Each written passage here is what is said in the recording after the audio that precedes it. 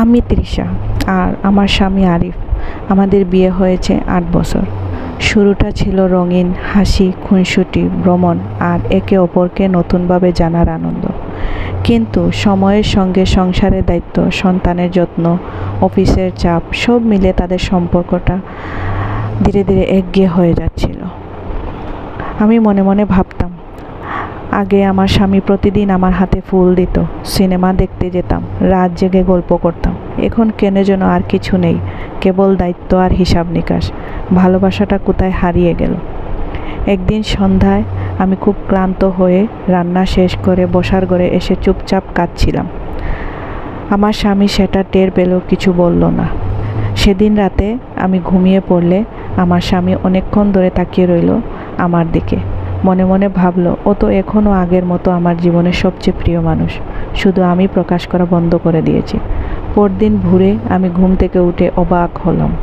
Dining টেবিলে সাজানো গরম চা, তা আমার প্রিয় ফুল গন্ধরাজ, আর পাশে ছোট্ট একটা চিরকুট।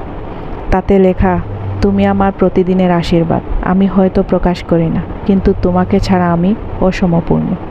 চিরকুটটা পড়ে আমার চোখে পানি চলে এলো। সেই দিন থেকে আমার স্বামী আমাকে প্রতিদিন ছোট ছোট কাজে আমাকে বোঝাতে শুরু করলো, ভালোবাসা শুধু কথায় নয়, যত্নে প্রকাশ পায়। অফিস থেকে ফেরার পথে ফল নিয়ে আসা, হঠাৎ কোনো দিন আমার জন্য রান্না করা, কিংবা শুধু বলার মতো, আমি কষ্ট পেয়েছি, আমি আছি। আমাকে বুঝালো স্বামী স্ত্রী সম্পর্ক আসলে অনেকটা নদীর মতো, কখনো শান্ত, কখনো উত্তাল, কিন্তু ভেতরে ভেতরে দুজনের প্রতি ভালোবাসাই থাকে বয়ে নিয়ে চলে।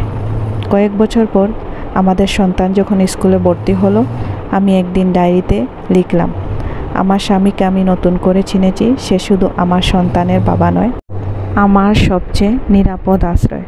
ভালোবাসা মানে প্রতিদিন নতুন করে একে অপরকে খুঁজে পাওয়া। ওটাও হইল স্বামী স্ত্রীর ভালোবাসা।